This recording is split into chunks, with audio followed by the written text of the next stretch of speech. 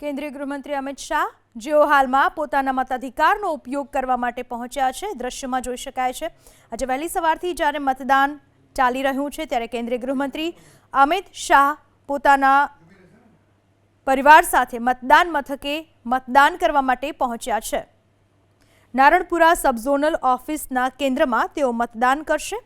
આ પહેલા ગુજરાતના મુખ્યમંત્રી ભૂપેન્દ્રભાઈ પટેલ, નાયબ મુખ્યમંત્રી હર્ષ સંઘવી જેઓ મતદાન કરી ચૂક્યા છે, મતાધિકારનો ઉપયોગ કરી ચૂક્યા છે, હવે પરિવાર સાથે કેન્દ્રીય ગૃહમંત્રી અમિત શાહ પહોંચ્યા છે મતદાન કરવા માટે। થોડી જ ક્ષણોમાં તેઓ પોતાના મતાધિકારનો ઉપયોગ કરશે। નારણપુરા સબ ઝોનલ ઓફિસના કેન્દ્રમાં તેઓ મતદાન કરશે। મતદાન માટે તેઓ પહોંચી ચૂક્યા છે, મતાધિકારનો ઉપયોગ કરવા માટે પહોંચી ચૂક્યા છે। પરિવાર સાથે તેઓ પહોંચ્યા છે અને ઘણા બધા સમર્થકો પણ તેમની સાથે અત્યારે જોવા મળી રહ્યા છે।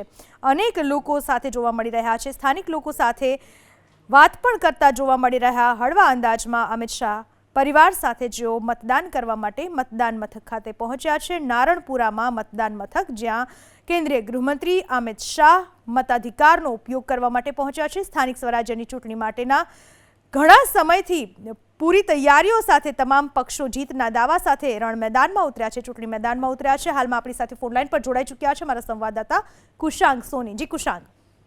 પૂનમ, દ્રશ્યોમાં અત્યારે જોઈ શકાય છે કેન્દ્રીય ગૃહમંત્રી અને ગાંધીનગરના સાંસદ અમિતભાઈ શાહ પહોંચ્યા છે નારણપુરા સબ ઝોનલ ઓફિસ ખાતે પોતાનો મત આપવા માટે અને પ્રદેશના અધ્યક્ષ જગદીશ પંચાલ અને નારણપુરા વોર્ડના તેમજ કર્ણાવતી સંગઠનના હોદ્દેદારો છે તે તેમની સાથે પહોંચ્યા છે।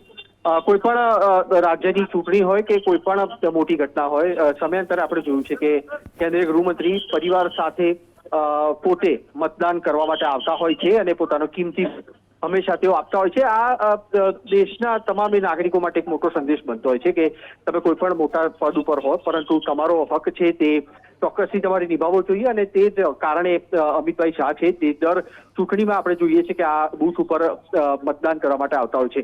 જોકે તેની પાછળની એક વાત પણ રોચક છે કે તેમની જ્યારે રાજકીય કારકિર્દીની શરૂઆત થઈ હતી તે વખતે પણ અમિતભાઈ શાહ છે તેઓ નારણપુરા વોર્ડમાંથી સતત ચૂંટાઈને આવ્યા હતા અને ગલીઓથી વાકેફ